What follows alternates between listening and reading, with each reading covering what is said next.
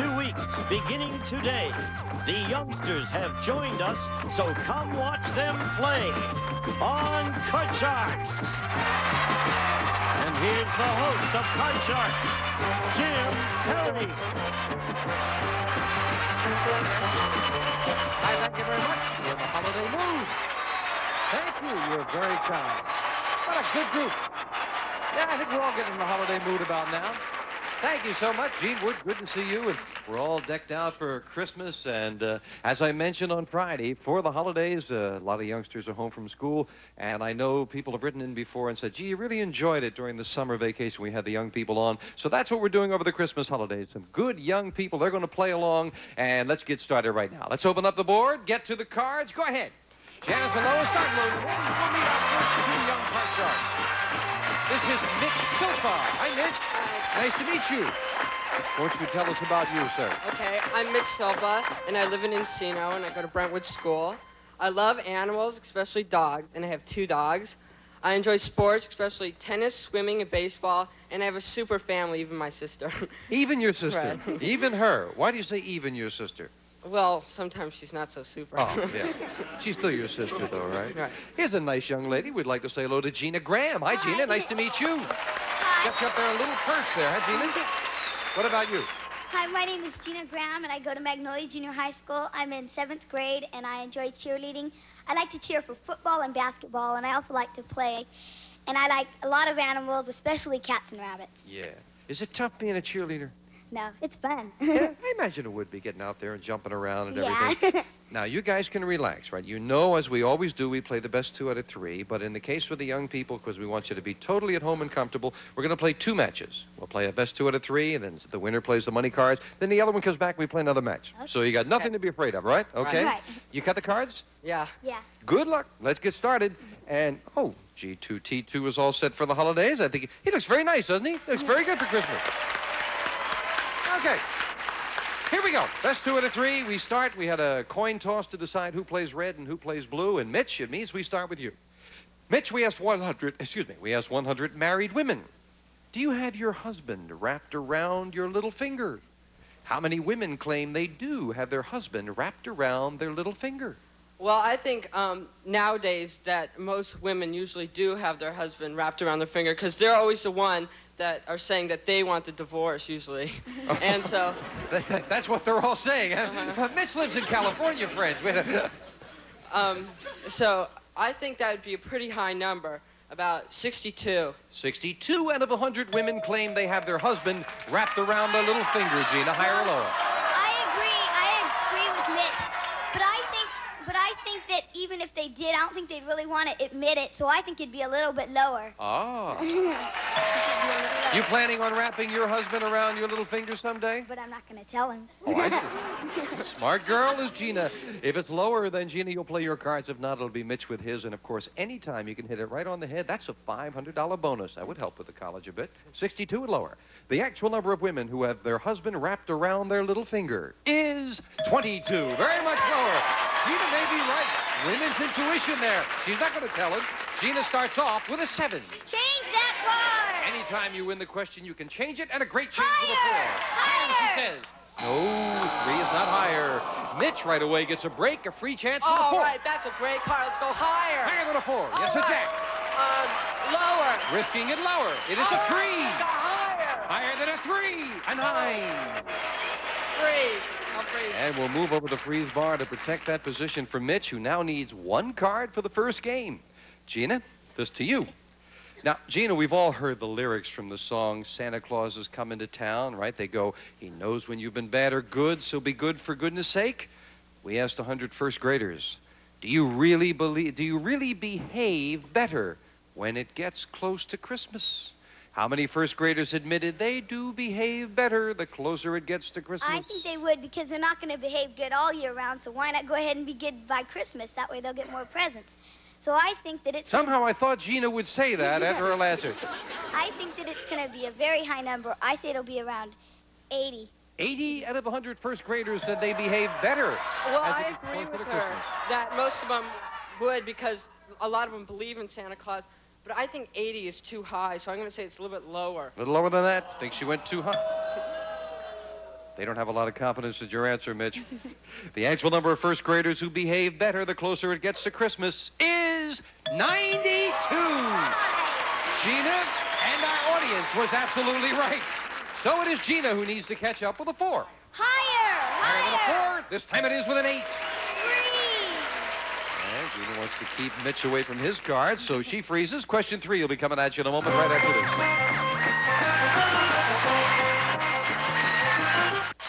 So we're in the middle of the first game over a couple of weeks with our young people, and here's the way we stand. Mitch needs 1 card. Gina needs 3. We pick up with question 3. It goes to Mitch. Mitch, we asked 100 bachelors. Have you ever actually said, "I'll never understand women"? How many bachelors have said, "I'll never understand women"? Well, that'd probably be a relatively high number because a lot of bachelors, they know a lot of women, and women can sometimes drive them crazy. So, and it's hard to understand why they want to do that. So that'd probably be a pretty high number, about 61. 61. Do you understand women, Mitch? No. Not at all? No. We go to the woman now. What do you think, I agree Gina? with Mitch. I think that a lot of, like, maybe they'll ask him to marry him or something, and they'll say no, and they just can't understand why. So I agree, and I think it's even going to be higher. Higher than that. Yeah. The actual number of bachelors who have said, "I'll never understand women" is 65, just a little higher. Well, Gina, you've got an 8. Change that card. Now she can get rid of that middle card. A 2 is a great higher than a 2. A 9. 3. And now with some very good playing on the part of both players. Mitch needs 1, Gina needs 2. Both have a bad base card, a 9. Sudden death. Someone has to win this game on this play of the cards. Gina, we asked 100 single women. You're single, aren't you, Gina? Yeah. Yeah, okay. Just want to check that. 100 single women. Is it important that the man you marry be rich? How many women said it is important that the man they marry be rich? Well, even if money is getting to be a big deal now, I think love would be more important. It is. I think love would be more important to make sure that they have somebody they love, whether they're rich or not. So I say, well, what do you How many say that it is important that he be rich? I say it's going to be a low number. I say about 15. 15 out of 100 women say it's important that he's rich. Love is really important, but, you know, with inflation and everything, it is kind of... So, I think it's going to be higher. Higher. Very pragmatic view on the part of Mitch, facing the realities of the day. 15 and higher. The actual number of single women who said it is important that the man they marry be rich is 20, just a little higher. But Mitch gets control in sudden death. Mitch, you have a 9. You could, of course, change it if you'd like. You need only 1 card. Gina, if she had to, has to play the 9. She needs 2 cards. You've got control. Play it or pass it. I think I'll pass it. You're going to pass it. Yeah. Gina, get them both. You win the game. 1 mistake, the game belongs to Mitch. With a 9. Lower. She says lower. It is a 6. Higher. Is it higher for the game? No, it's not. And Mitch brings it in sudden death. Couldn't turn that last card over. So, it is game 1 going to Mitch, and now we'll deal out the same 2 decks of cards as Janice deals out the next cards off the top of the deck. And anytime you can remember what's been played, it could help. Mitch, we start game 2 with you. Mitch, we found 100 people who work as a department store Santa Claus, and we asked them, has a suspicious child ever tried to pull off your beard?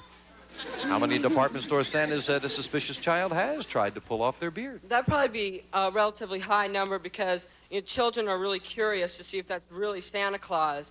So a lot of them probably, you know, would have had the beard try to pull off. So I think it's going to be pretty high, about 58. 58 out of 100. Santas have had that happen to them. I think it's going to be a little bit higher because kids really are curious to see if that's Santa Claus or if that's just some man. So I think it's going to be even higher. Even higher than that? Yeah. I know that I tried last year to pull off the beard of the department. It didn't come off, and she didn't like it at all that I tried to pull. 58 and higher. The actual number of department store Santas who said a suspicious child has tried to pull off their beard is 51, just a little lower. Mitch starts off game 2 with an ace. Oh, right. Oh, that is great. Let's go lower. Lower than the ace, a queen. All right. Good card. Let's go lower. Risking it lower, a 5. All right. Higher. Oh, he's a gambler. Higher. It's a 6. Freeze. I have to freeze. Were they trying to talk you into something, Yeah. Mitch? They're not up here. We'll find that. That's right. Mitch says they're not up here, so there. We'll be right back. Right after this. I think, Gina. Yeah, I mentioned that specifically because sometimes people at home say, gee, I didn't know, or I would have had my youngster come down. Well, now you know, so drop us a line from out of town or wherever you are, okay? Here we go. Mitch has game number 1, and Mitch now needs just 1 card for game 2. And Gina, we'll go to you. Gina, we asked 100 married women.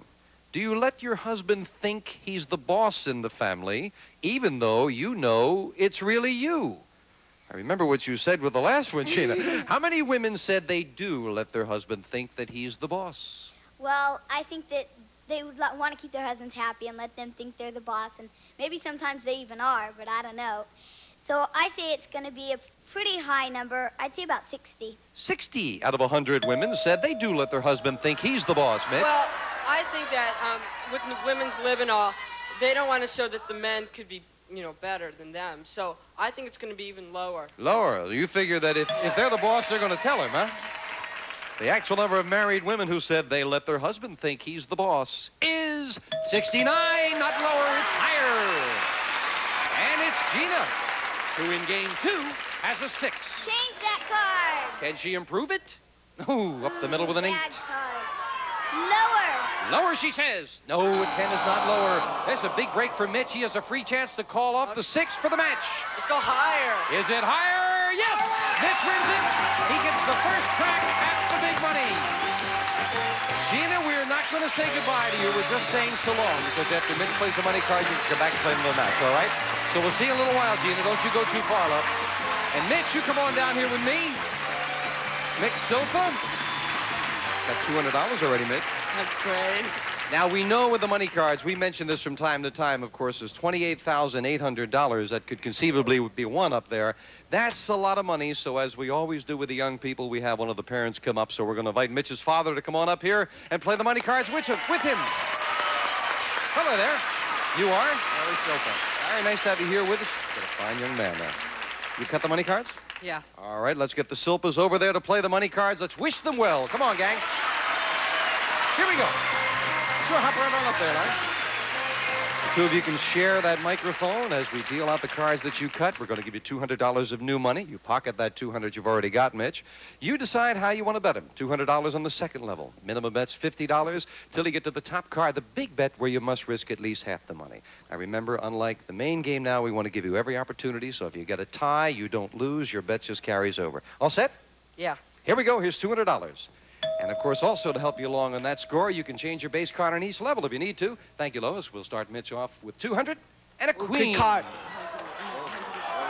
We're going to bet $150 lower. $150, say the Silpas. Lower. Yes, All right. and a queen. All of it higher. Oh, they're gamblers. $700 if this card is higher, and it is with a king. All of it lower. And now a bigger bet with $700 lower. Yes. $1,400. We move up to 10, give you the other 200. Do you want the 10? Change that card. Did well on the first level. How are they going to do in this level? Starting with a 3. $1,500 higher. $1,500 higher than a 3 and 8. All of it lower. Trying to double that 3,100. Yes, and it's still a good card with 6,200.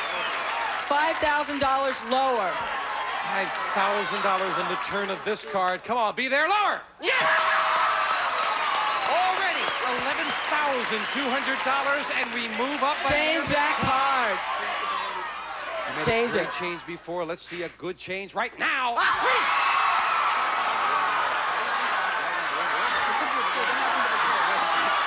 Small conference. It's a lot of money, gang. I don't blame you. $11,000 lower, higher.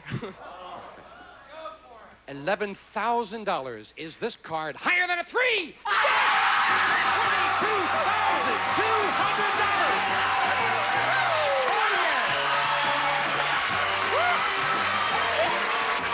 Larry, not too shabby.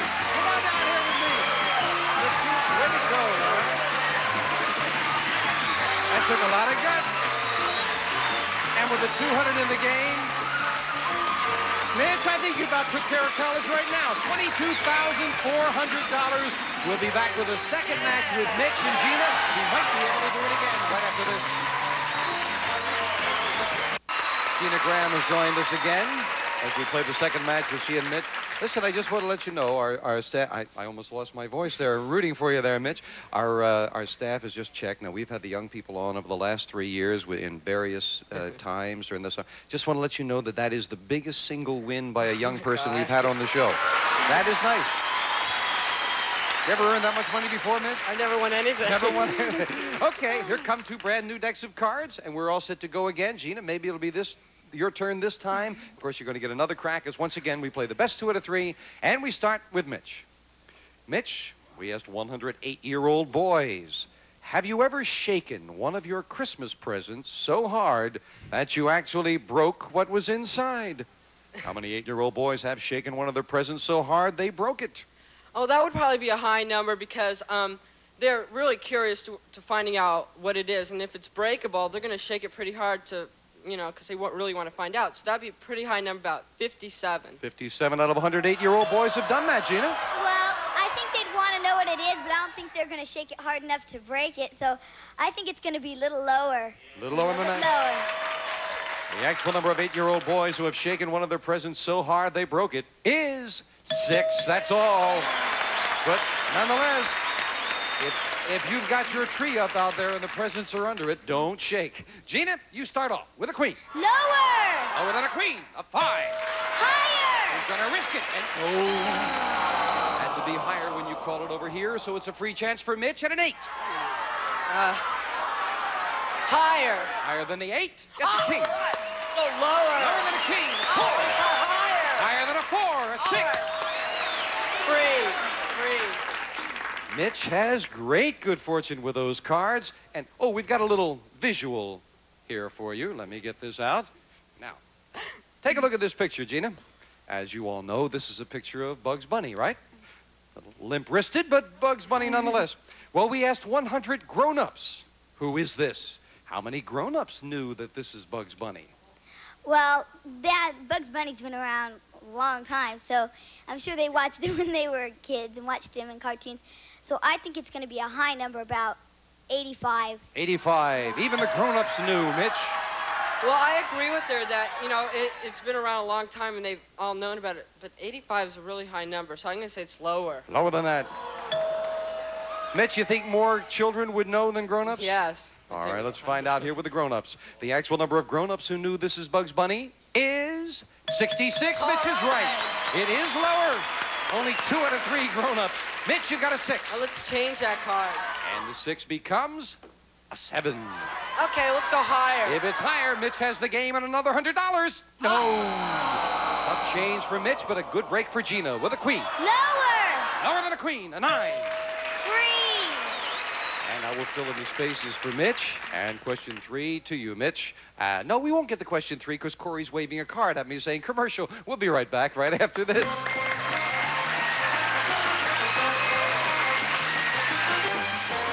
What is Boxing Day? I have absolutely not a clue. Boxing Day is a celebration of generosity and goodwill towards all. It's my favorite time of the year. Make Boxing Day your favorite time of the year with a Super Password Marathon. 9 fun-filled hours of holiday cheer, hosted by Bert Convy. This is obviously a Christmas gift, right? No, it's a day after Christmas gift. You're going to have a wonderful time, I promise you that.